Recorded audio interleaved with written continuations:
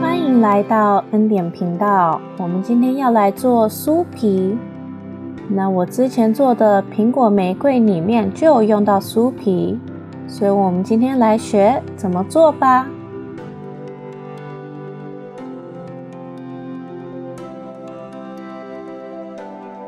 那首先我这里有250克的面粉，我们要加入3克的盐。那我的秘诀是会加入1克的花粉，再放180克的奶油，用按压的方式来搅拌。那搅拌到奶油差不多已经融入面粉的时候，就可以加120克的水，继续搅拌。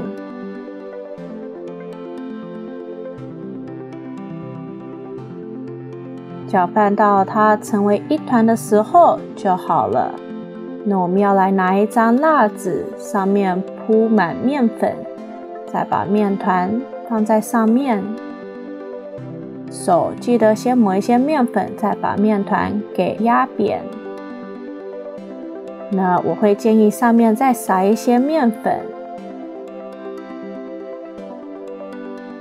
然后拿第2张的蜡纸把它盖在上面，我们就可以放进冷冻库或冰箱了。那我会建议冷藏1到2小时或冷冻20到30分钟。拿出来后，记得在垫子上面先撒一些面粉。那冷冻过的酥皮呢，会比较硬，但是呢也比较不连手。把它给滚开后，再折成1/3。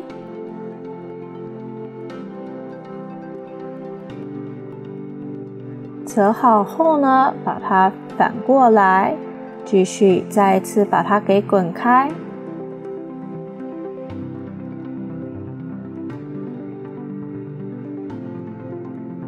滚开后，同样我们要再把它折成1/3。然后一样反过来继续滚开。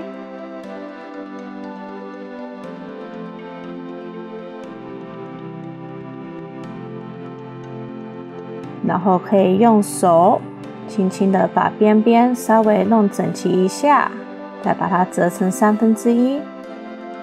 一样在蜡纸上面抹一些面粉，在酥皮上面再撒一些面粉。那我们就可以再一次把它收进冰箱或冷冻库。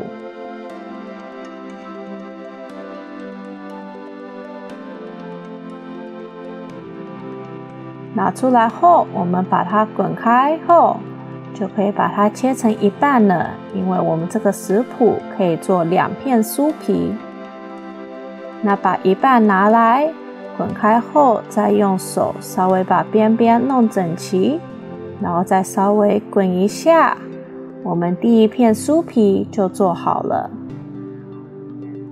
那要收的话呢，一样把它放在撒过面粉的蜡纸上，那记得上面一定要再撒一些面粉。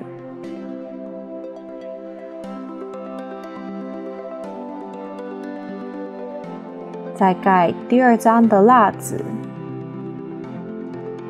那我通常喜欢把它折成1/3，收起来。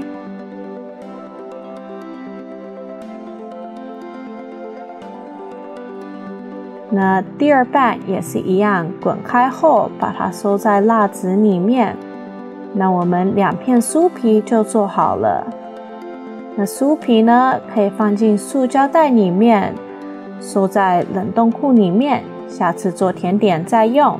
那记得下次用之前呢，要先退冰，才能拿来做甜点。自己做的酥皮呢，可以看到很多不同的层次。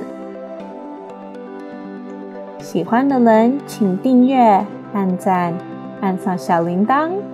我们下次再见。